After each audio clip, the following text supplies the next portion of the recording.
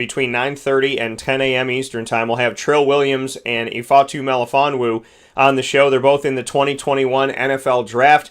Trill Williams, as well as Ifeatu Melifonwu, Syracuse Orange defensive back alum, and leaving Syracuse early. They still had some more time on their eligibility, but Trill feeling like it was time, and Iffy as well, feeling like it was time to move on to the NFL. Now, I want to let you know these are video Q&As post their pro day and pre-draft, but on tomorrow's broadcast for April 15th, I have an extended conversation with Ifeatu Melifonwu. So you're going to get a taste of Trill Williams and Ifeatu Melifonwu today, and then on tomorrow's broadcast, right after Papa Joe, there's going to be a video conversation with Ifeatu Melifonwu that you will not want to miss. It is so in-depth, and you're only going to find it here. This is just him and I talking, carried through our very, very special hour of Wake Up Call. So you'll get a little taste of Iffy today, but you'll get a full scope of his story, his journey, his thoughts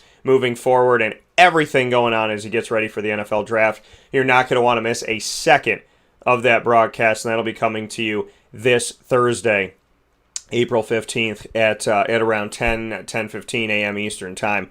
We will be talking with Ifeatu Melifonwu, so very excited about that. And then, of course, every Wednesday, as we do, we'll do it again today. We will have for you the Fantasy Football Power Hour. We did the ingredients on patience yesterday. Still working on it, always working on it. We all should be working on patience. So, the Fantasy Football Power Hour, proudly presented by the Wildcat Sports Pub, 3680 Milton Avenue in Camillus, New York. That'll come up for you in the second hour of today's show from 10 a.m. to 11 a.m. Eastern Time, featuring Mike Sofka of Hall of Fame FantasyFootball.com, and, of course, our joint venture of Winning Fantasy Football, the group you can join on Facebook. All you have to do is go to Facebook search bar and type in Winning Fantasy Football, and that will take you exactly where you need to be. So make sure you find us there this morning and follow that group. Click on the group.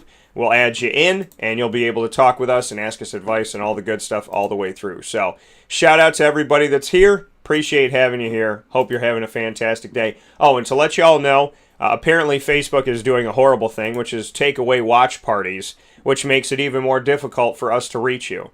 So make sure you tell your family, friends, coworkers, and colleagues that we will be here on Wake Up Call with Dan Tortora on video here on Facebook every Monday through Friday from 9 a.m. to 11 a.m. Eastern Time, and you don't want to miss a second of it. Once again, here on Facebook.com/LiveNowDT, as well as other areas. So please tell your family, friends, coworkers, and colleagues, sports fans alike, everybody, let them know that we are here for you on Facebook, as Facebook is doing away with watch parties, taking yet another step in making it very difficult for companies to organically reach out to the people that want to hear the show and see the show. So please do everything you can to connect with us. I'm hoping that they do better. I'm going to lean on the side of glass half full and hope that in getting rid of watch parties, they're going to go back to maybe some other tools and widgets that we had to get in touch with you before, or there's going to be something better that comes along. But whether there is or there isn't, I believe in something far greater than me and bigger than me, and God has always helped me somehow, some way, to live my dreams and live them extensively beyond what I thought that I ever would. And so I know that we'll reach you somehow, some way here on Facebook. I mean, the video, what you're watching right now, this will continue, but I know that these avenues are things that Facebook has consistently changed, so I'm going to trust in God, and I know we'll be able to get out to you. So just in case that you didn't know, watch parties are going away, but these videos will endure, and please tell your family, friends, coworkers, and colleagues that we're on here every Monday through Friday from 9 a.m. to 11 a.m. Eastern Time, because I don't want to miss anybody, and I don't want to miss anybody to miss us. And we are different, and we are positive, and we, try to make you laugh here and help you to have a great time and tell stories very differently. And you can't find anything like Wake Up Call in this world, and I don't need to scour the earth to know that. I have a God that tells me that, and I believe that in my heart of hearts. So make sure you stay connected with us, and we're proud to stay connected with you. So, before we get into the conversations with Trill and Ifeatu Melifonwu, I want to take a look around the world of sports, because I know, a lot of times we're doing these interviews and whatnot and doing all of these things, And, sometimes in the middle of all of this, obviously there's a lot of stuff that's going on. The NBA has some news coming up here as we take a look around the world of sports. The NBA, looking at this, the play-in tournament. So now, Luka Doncic of the Dallas Mavericks criticized the idea of the NBA's play-in tournament, and his owner Mark Cuban went on record of saying, quote, "This is an enormous mistake. I get why the NBA is doing it, but if we are going to be creative because of COVID, we should go straight. We should go straight up 1 through 20 and let the bottom 4 play in. This is the year, particularly, to do it, since the 10 games cut from the normal 82-game schedule were in conference. The worst part of this approach is that it doubles the stress of the compressed schedule. Rather than playing for a playoff spot and being able to rest players as the standings become clearer, teams have to approach every game as a playoff game to either get into or stay in the top 6, since the consequences, as Lucas said, are enormous. So players are playing more games and more minutes in fewer days," end quote. Now, the NBA Board of Governors, which includes Mark Cuban, unanimously approved a proposal to implement a play-in tournament for the season after the league used it for the first time before the playoffs in the bubble last summer. Now, Cuban said, quote, "In hindsight, this approach was an enormous mistake," end quote. Now, the Dallas Mavericks that Mark Cuban owns are 29 and 24 and in 7th place in the Western Conference, meaning that they would have to participate in the play-in tournament if they can't move up. They're 2 games behind the Portland Trail Blazers, who own the tiebreaker between the teams due to them beating Dallas in 2 of their 3 meetings. Now, Doncic said, "I don't understand the idea of a play-in. You play 72 games to get into the playoffs. Then maybe you lose 2 in a row, and you're out of the playoffs. So I don't see the point of that."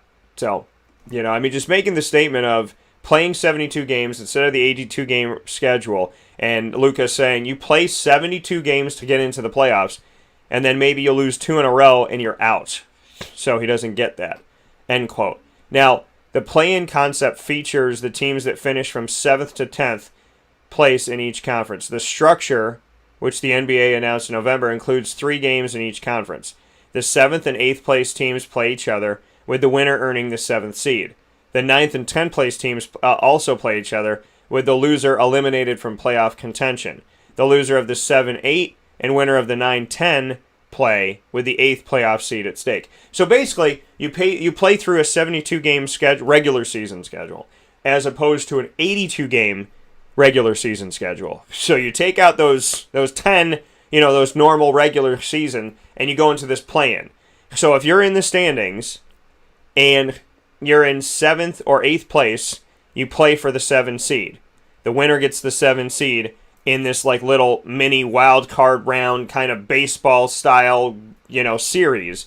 You play each other, right? And the 9th and 10th seed does the same thing. They play each other. So the winner of the 7-8 gets the 7 seed.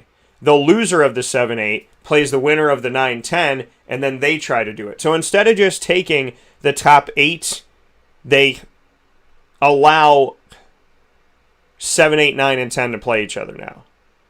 And Mark Cuban said, quote, "In a regular season of 82 games where we aren't playing 30-plus games in 6 weeks, then it might have been okay. But the compression of so many games into so few days makes this an enormous mistake. If we had gone 1-16 with the top 12 in, it still would have been rough, but there would have been more separation between play-in and the top 12. This is a season where we have to rest high-usage players. We have no choice, and that can and will have consequences," end quote. So the NBA teams are averaging 3.42 games per week during last season's schedule, according to the data from the league office. This has increased to 3.6 games per week this season, including 3.75 games per week in the post-All-Star break. So teams are playing almost 4 games a week and obviously there's 7 days in a week. So with teams playing almost 4 games a week, they're playing more days than they're not playing during the week, which Mark Cuban is saying, listen, we're playing almost 4 games a week post the All-Star break, right? So we're playing almost 4 games a week. So we're playing almost 4 out of 7 days a week, which is a lot. And now we have to rest our players, but we can't. And, I understand that the playoff system is going to help teams have a chance that maybe didn't have a chance. I understand that, right? I understand that this is going to create an opportunity that maybe wasn't there before, because normally it's just the top 8. But now here's the thing that sucks. Here's the thing that really, okay, because when you figure out the mathematics of it all, and I'm going to get my little notepad here in the studio here, and I'm going to write it down as I say it, but when the way that you look at the mechanics of this, right, okay, so you have 1 through 6 are fine. 1 through 6 are making the playoffs. That's not a big deal. That's a check mark, and we're done. But you got 7 and you got 8, right? 7 and 8 play each other. Whoever wins moves on and gets the 7 seed. Then you have 9 and 10 playing each other, and whoever loses that is out. Loser is out, right? But the winner plays the loser of the 7-8, and then that one goes in. So arguably, you could have the 7 seed lose against the 8 seed, the 10 seed beat the 9 seed, and the 7 seed have to play the 10 seed, and the 10 seed get in with the 8 seed, and then what happens to the 7 seed? You know what I mean? So you could have a team, okay, let's say the 7 seed ends a 72-game schedule. Let's say the 7 seed after 72 games is, let's say they're 35, let's say they're 37 and 35, right? They're barely over the equator line, right? The 7 seed is 37 and 35, right? And then let's say like the 10 seed is 30 and 42. A 30 and 42 team is going to make it over a 37 and 35 team. It's not right. It's not right. I mean, it gives more of a chance to a team that's out, right? I mean, it just seems crazy that the 7 and 8 are playing each other when in any other year the 7 and 8 are in. And right now, to paint a picture, it would be the Hornets playing the Knicks in the East and the Pacers playing the Bulls. So the Bulls at 22 and 31 could make the playoffs, where the 27 and 26 Hornets could not. In the West, it would be the Mavericks playing the Grizzlies and the Spurs playing the Warriors. And the Mavericks at 29 and 24 could get bumped out for a team that's 26 and 28. So, it's tough. It's tough to take it in. It really is. I'm a Raptor fan. They're 21 and 34. If they could somehow get above the Bulls and have a shot at this, then, selfishly I'd be like, wow, that's great. Because any other year they wouldn't make it. They're a 10 seed if they get hot late. But that's the thing that Luka's saying. If a team gets hot late, why even play the regular season? Right? It's kind of like college basketball, where a team with a losing record and maybe like a 9 seed in a 10-team tournament goes through and beats everybody, and then they get into the NCAA tournament. And then you ask, why did they play the regular season? Like, what if a team in the NCAA, because this happened within the last couple of years, where a team just had like a losing record, just not a good record. What if a team goes in, let's say they play 31 regular season games and they're 10 and 21. Shout out my birthday. So they're 10 and 21. I didn't do that on purpose. And so, you take a 10 and 21 team into their and they go into the tournament. Let's just say they're in their tournament, right? So they're 10 and 21. They're the last seed in the tournament. They win, right? They go into the tournament at 10 and 21, but a Syracuse team ends the season 18 and 13. And let's say they win 2 games in the ACC. But they get bumped out because Holy Cross took their spot with, being a 10 and 21 regular season team. That's when people ask you, why even play the regular season? That's the frustration that people feel, is why even play the regular season? So, I get that the NBA is trying to get more teams involved, but if you're going to let teams that are in 9th and 10th place play, then really the only people that you're screwing over in that case are, 10 teams, 5 in the East and 5 in the West. So you're essentially telling 20 out of 30 teams that they can make the playoffs. And then at that point, what is the point of playing the regular season? And why is it compelling? So I don't know if I mean, I know I don't agree with it. Like, I get that it makes things more interesting, but at the same point, it nullifies the importance of the regular season. 72 games to play a couple games at the end of the season. I don't like it. So, I don't agree with it. Because it seems meaningless, except for the fact that you're just trying to get more cities, more games, or getting them more out there to try and make them more money. Because they lost money. So, to me, it doesn't seem necessary. But that's just my opinion.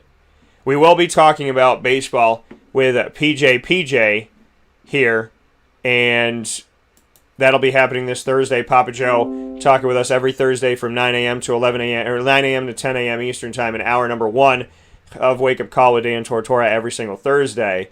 And looking forward to talking with him. We will talk about a lot of different things. I do want to make a note here as we go look around the sports world before we have my video Q&A with Trill Williams and Ifeatu Melifonwu post their pro day pre-draft as they both get set for the 2021 NFL Draft. Remember that Ifeatu Melifonwu will be joining me for an extensive video Q&A following today, where you're going to hear me ask him a question in tomorrow's broadcast on April 15th. It is an extensive broadcast that goes far beyond, I'm confident, anything that you're going to see with Iffy, as we spend a long time. We spend the second hour of tomorrow's show together, which is going to be incredible, and I'm very much looking forward to everything we're going to talk about. Now, going around the sports world for today, the New York Yankees, Aaron Hicks sat out Monday's game in wake of a police shooting.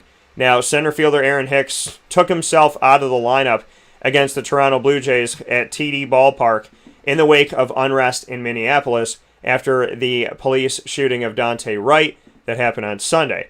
During pregame media availability, manager Aaron Boone said designated hitter Giancarlo Stanton was also considering sitting the game out, but he ended up playing in the Yankees' 3-1 win. He said, quote, "With all that's going on in Minneapolis, he's having a tough time right now," Boone said of Hicks. "Had a conversation in my office, and he just felt like it was best to not be in the starting lineup tonight. And I certainly support that and will and try to rally around him the best we can. Obviously, the situation is heartbreaking right now in Minneapolis, and I think it has hit Aaron particularly hard. I talked to Giancarlo Stanton briefly, so we'll see where that leads. Talking to hitting coach Marcus Thames and a little bit. A lot of this has unfolded since I've been here. I didn't know until late this morning about what had gone on in the news report around it, so just getting here and trying to process it all," end quote. So, now, this is obviously leaked into the world of sports, and it has affected things. So, this is where we're at. Players sitting out. We're seeing in a world where players never sat out, it was unheard of that a player could sit out. Nowadays, it's more commonplace. If a player wants to rest, they sit out. And if a player doesn't agree with something going on in the world, when it comes to equal rights, when it comes to different things with law enforcement and whatnot, they sit out. We used to see everybody go to the White House when they win a championship. We don't see that anymore. So a lot of things have changed in the world of sports. And it's something that I feel like people kind of have to just deal with, that this happens, and it's continued to happen. So it's going to continue to happen until people see the change that they're hoping to see. And I just want the world to become a better place. I don't think it's whatever side you're on. I don't think we should be on any side. I think we should just all work together. Because in my belief, we all come from the same place. We're all going back to the same place. So why not be together here in the same place and treat each other with respect? To me, it's pretty simple. Be good to each other. Follow the golden rule. Treat others as you would treat yourself. I don't know why it's so hard, but it seems like some people just can't figure it out or don't want to. So I pray for the world to do better, because I believe that by right of God, we are better. We weren't made to be the nasty. We were made to be the good. And I hope we get back to that sooner than later. In the meantime, I'll be doing the good. And I hope you will too. Final note before we get into my conversations with Trill Williams and Ifeatu Melifonwu. The final coaches poll came out for men's college basketball, and I want to make note of it because we didn't talk about it here on the show yet. The final top 25 came out. Baylor, obviously, that won a championship, was first. They got 32 votes from the coaches. Nobody else got a vote from the coaches. Gonzaga, 2. 3, Houston. 4, Michigan. 5, Alabama. 6, Arkansas. 7, UCLA. 8, Illinois. 9, USC. 10, Florida State. 11, Villanova. 12, Loyola Chicago. Went up 4 spots. Number 13, Iowa. Number 14, Creighton. Number 15, Ohio State, which makes no sense because Ohio State lost in the first round to a 15 seed, but whatever. Number 16, again, Ohio State gets an unfair advantage because of whatever. And this is not me attacking Ohio State. This is me questioning, what people are seeing and giving way too many, it's ridiculous. Ohio State was out in the round of 64.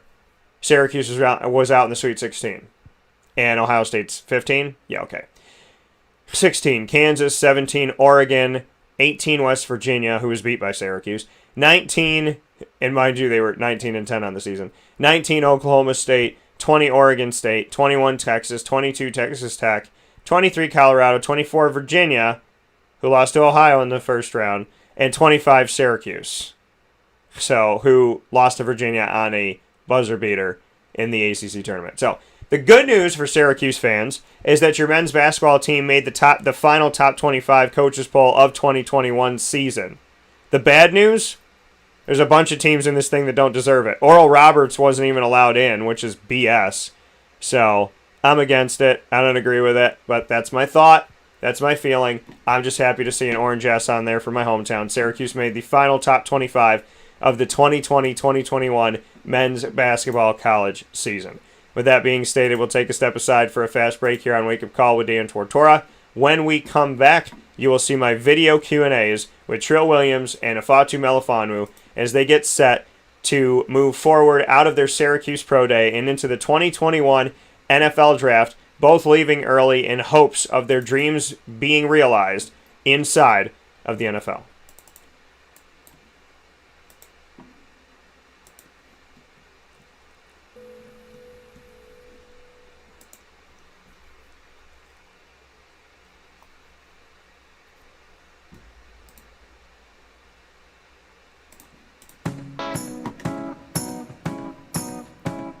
In these unique times, there are those in our community that give us a sense of normalcy and positivity. Pizza Man on 50 Oswego Street in Baldwinsville has been here for you for over 35 years and is here now.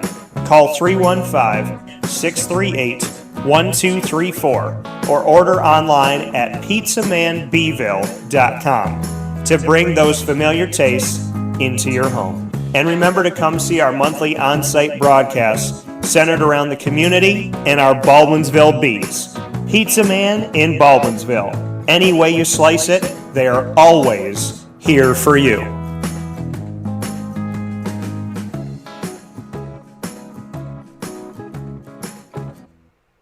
I'm George Townsend of Honda City with some good advice when buying a new car. The true cost of owning a new car is determined by the appraised value when you trade it. No vehicle appraises higher than a Honda. Next, look for low APRs and deep discounts. You also want low maintenance costs and great fuel economy. That's why my advice to you is to buy a new Honda. Looking pre-owned, visit our Honda Certified Used Car Center. Honda City, 7140 Henry Clay Boulevard, Liverpool, or HondaCity-CNY.com. It would be a pity if you don't shop at Honda City. This is Jimmer Sikowski, owner-operator of Chick-fil-A Cicero, 7916 Brewerton Road in Cicero, right in front of the Home Depot. I had a deep feeling that God wanted me to do something bigger with my life and to help people, help others. He kept putting Chick-fil-A in my life, and I realized as I was going through the franchise selection process that positively impacting the lives of others was really core to what we do here at Chick-fil-A. First of all, it starts with the food. The food is brought in fresh daily. You know, we bring in local produce. We prepare it to order in the kitchen. We hand bread our chicken. We hand spin our milkshakes. It's great food. It doesn't taste like fast food. I think the second thing is the way people feel when they come in a Chick-fil-A restaurant. It's different. We try to treat people with intentional kindness here, which is very different and deeper than good customer service. And so I think it feels remarkable for most people to come in a Chick-fil-A restaurant. And then lastly, the impact that we try to have in the community is very different. It's a big part of the expectation of every operator of a Chick-fil-A restaurant is that they're actively engaged in their community, they're a leader in the community, and they're making a difference. When they realize that what we're striving to do is to shine a little light in their life, that's a very, very different experience than you will have at any other quick service restaurant. And it's that remarkable experience that I think people will emotionally connect with.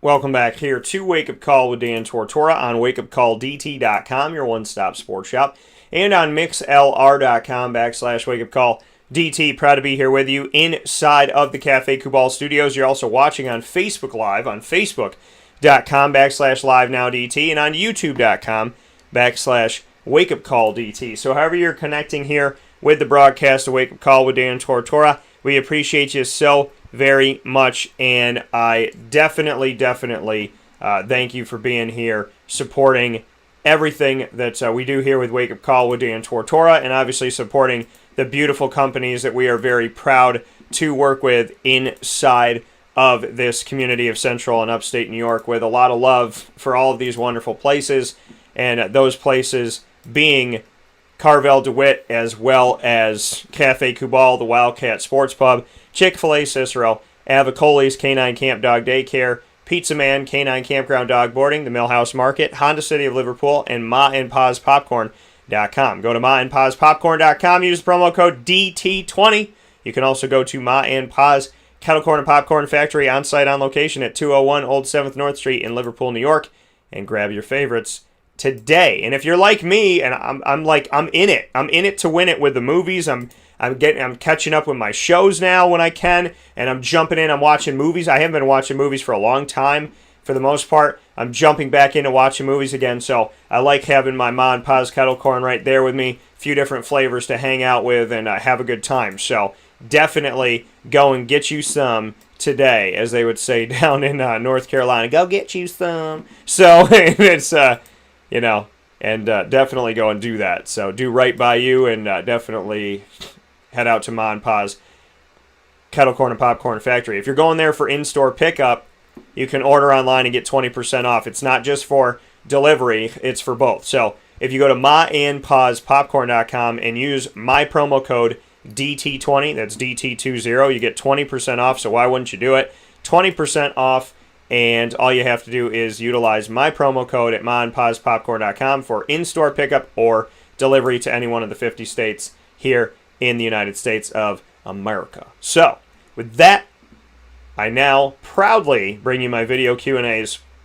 with Trill Williams as well as Ifeatu Melifonwu. We're going to go to Trill first, speaking with Trill Williams about if he has a favorite play at Syracuse. There was that big-time play where instead of going after the wide receiver, I think it was Wake Forest, instead of tackling the wide receiver and bringing him down by the sideline where they were close to the end zone in Syracuse's red zone, he went and hit him and then wrapped around him, took the football, and took it for a touchdown. There was that play, and then there was the pitch back that he had this season as well, where he asked his teammate who grabbed the interception to pitch it back to him, and he was able to take that into the end zone as well. I asked Trill what his favorite play was at Syracuse and if either one of those was his favorite play. And his answer, well, it's interesting. This is what he had to say. You had a lot of stunning plays while you were at Syracuse, the one where you ripped the ball out of the hands and returned it back inside of the dome, as well as the pitch back. Do you have a favorite play? Is it one of those, and just what you can say about those moments? Actually, none of those are my favorite plays. So I think my favorite play will have to be, my freshman year. We played against Wagner, and Sean Riley blocked a punt, and it popped up in the air, and I was able to get under it, catch it, and score for the touchdown. And that was my first college touchdown, and my parents were there, and that's something that I'll never forget. And that's my favorite play right there. So Trill's favorite play, neither one of those plays that I had mentioned, which are very memorable. It was the one where his parents were there to see him get his very first college touchdown. And so, and I can understand that. Whatever it was that he got as his first college touchdown, I can see that was going to be the monumental one, right? That was going to be the one. It makes perfect sense because it's the first time he ever knew what it felt like to taste the end zone as a college football player. We now go to Ifeatu Melifonwu to have my Q&A with him as we get set coming out of Pro Day and heading into the NFL Draft. And this is just a taste of what you're going to get on tomorrow's broadcast. It seems like yesterday I was talking to you on National Signing Day. What can you say about your time at Syracuse that you took away from it, and where have you developed the most, in your opinion, as you get set to make this jump to the NFL? Syracuse is obviously so the reason I'm here right now, where it's helped me, I feel like mentally, because I was always athletic, always very athletic. So just mentally learning the game and how to study film and different things like that, like football IQ and stuff. So I feel like that's where Syracuse has definitely helped me. Obviously technique and the different coaches I had, but I feel like mentally helped me a lot.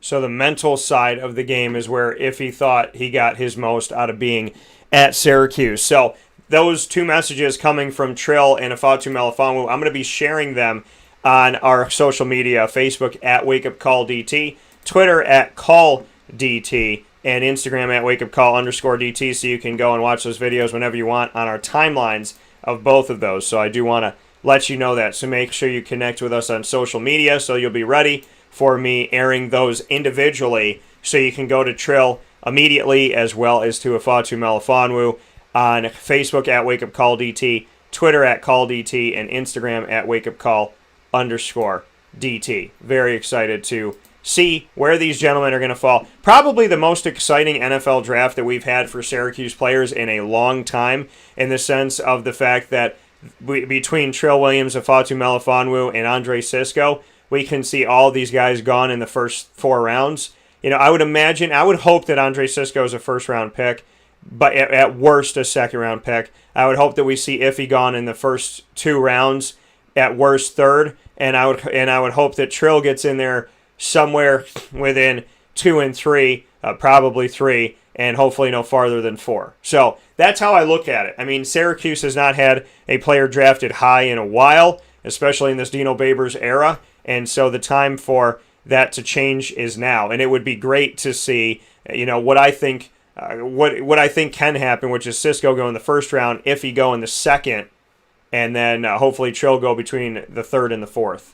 So I hope it's all done. I hope they all go in the first 3 rounds. I would love to see him go in the first round, but I think Cisco's the one that's going to go in the first. I think if Iffy's got a chance to go early as well, and then I'd lean on the second round. And then Trill, I'm hoping, gets into the third. If not the third, then the 4th round. That I could see him going there. So hopefully things work out for all of these gentlemen and everybody else that's trying out and trying to push to get in to the NFL from Syracuse and from beyond, from all the other teams and whatnot, because I hope and I pray the best for everybody. I want to see everybody realize their dreams. I think if you focus more on your dreams and achieving your dreams and not on other people not achieving theirs, I think you'll be pleasantly surprised that if you want everybody to eat and you just focus on you, that things can actually get better. And focusing on people failing never really helps you succeed. That's just my thoughts. Focusing on people failing is just never the way to go. But that's how I see the world. And I don't see how people succeed in hoping that others fail. So I wouldn't do that if I were you.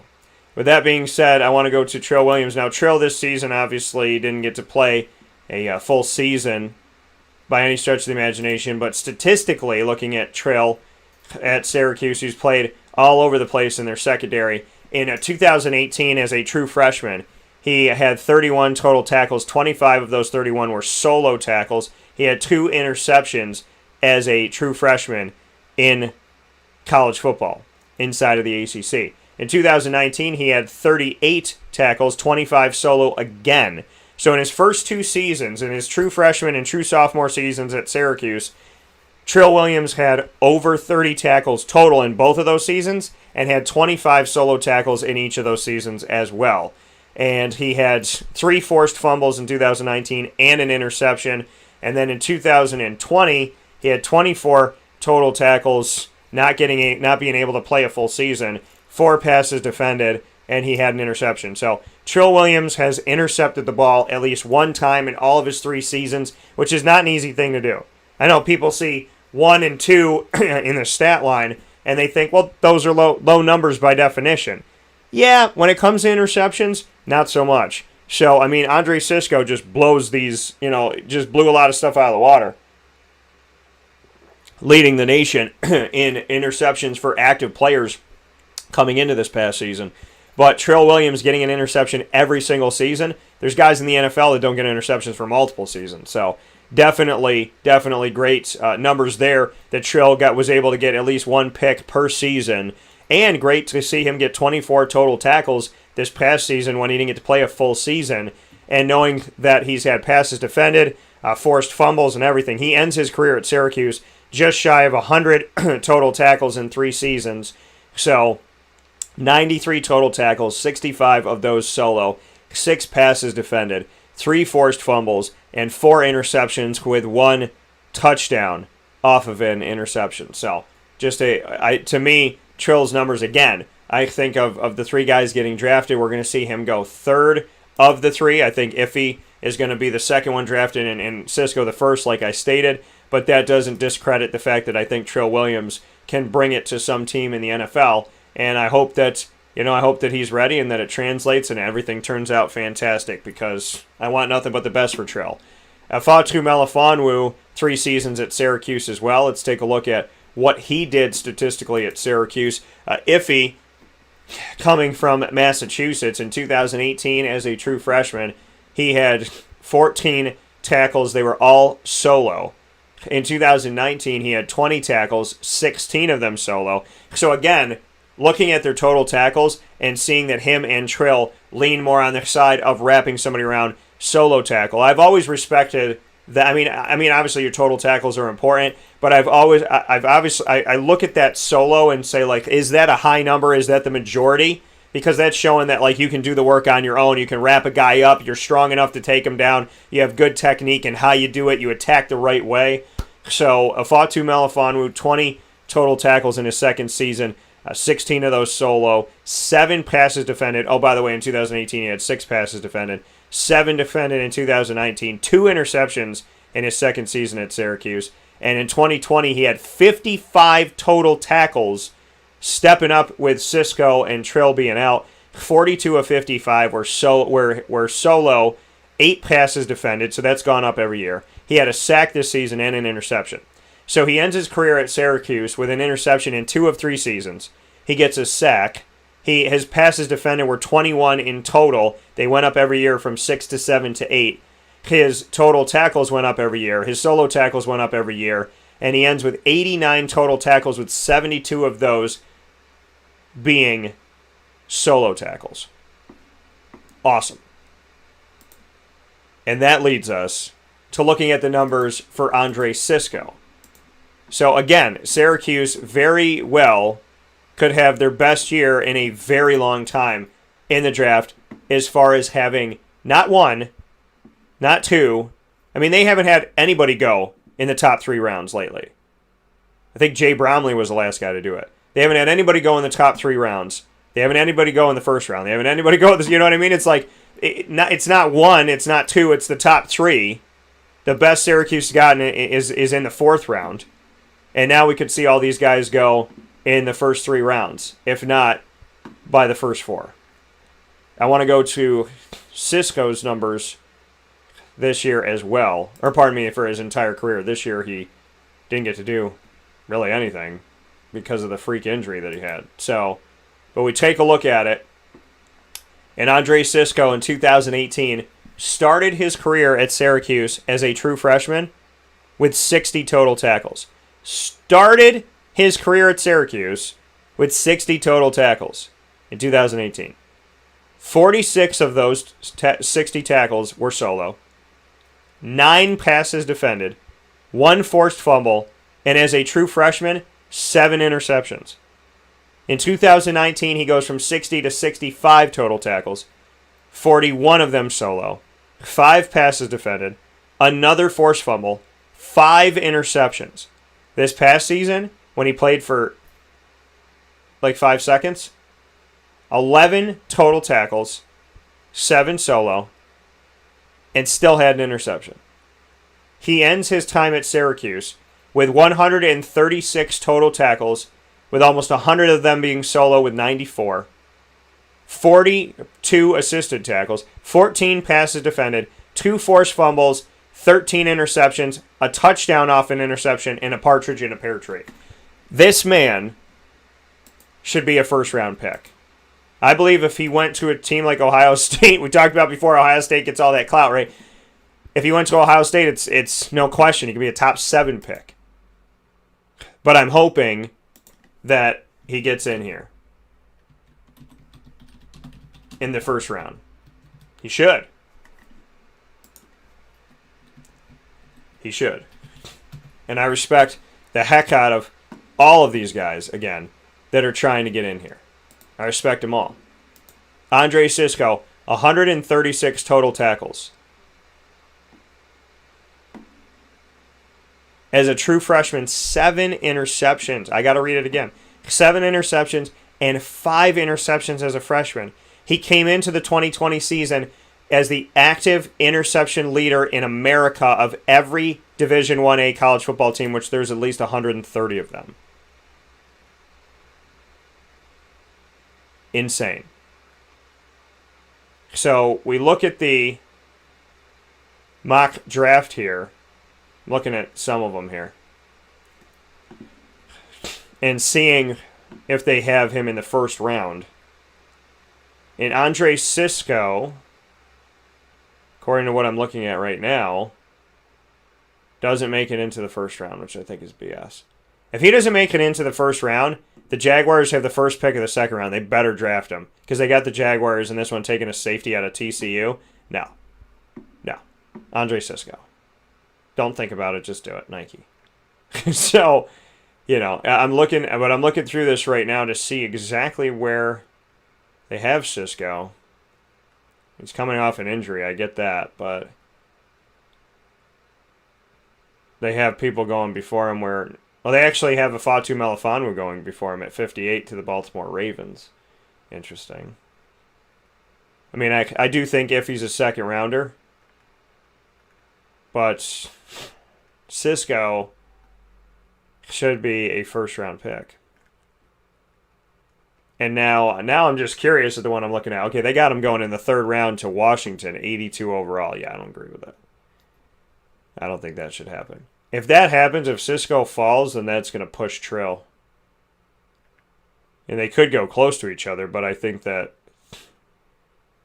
Cisco deserves, again, if he was on a team that wasn't Syracuse, and I'm not, listen, this is my hometown. I'm just stating an obvious fact of like the issue of Syracuse in the draft lately is that people have not wanted to take Syracuse players who are incredibly, incredibly talented. And it's frustrating to me because these guys deserve it. And I want them to get paid, and I want them to be set for the rest of their lives. So I'm looking for Trill right now. They got Trill going 165th to the Colts in round 5. So I'm hoping Trill goes by round 4. I think Cisco's a first-round pick. I think, Ifeatu's a second-round pick, like I said before. So that's my prognostication. That's what I believe. We're going to take a step aside for a fast break. We'll be back here in just a moment as we get set to talk about so many topics around the fantasy football world in the Fantasy Football Power Hour coming up in Hour 2 here on Wake Up Call with Dan Tortora from inside of the Cafe Kubal Studios.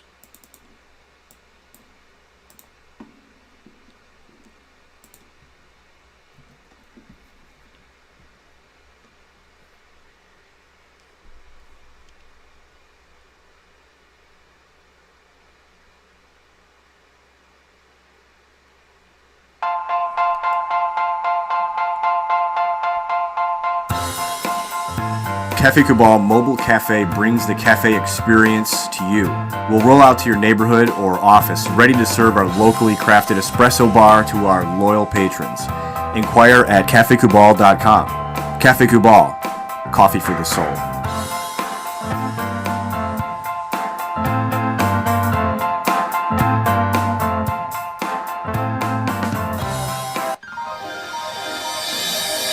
Ma and Pa's Kettle Corn and Popcorn Factory, located on 201 7th North Street in Liverpool, is home to over 40 flavors with more than 200 flavors in their total wheelhouse. Sky's the limit for this sweet and savory Central New York company. Keep it local at your parties, fundraisers, wedding showers, baby showers, and more by calling 315-450-MA-PA. That's 315-450-6272 for popcorn bars with custom flavors and colors at your upcoming event. Make sure to visit them on 201 7th North Street in Liverpool, New York. And for more information, go to maandpassnacks.com. Ma and Pa's Kettle Corn and Popcorn Factory. How corny are you? The Millhouse Market, located on 3790 New York 13 in Pulaski, New York, is worth the drive every time. Make sure you make your way out to the Millhouse Market, but first, get the app on the Apple app or Google Play Store by searching Millhouse Market. There you'll have everything at your fingertips, from their homemade breads and desserts to their salads, quinoa bowls, rice bowls, as well as their brick oven pizzas, fantastic sandwiches. I'm sorry, I just had a... to me, there's so much on the menu, and there's so much to think about. They have crepes on Sundays. It's just...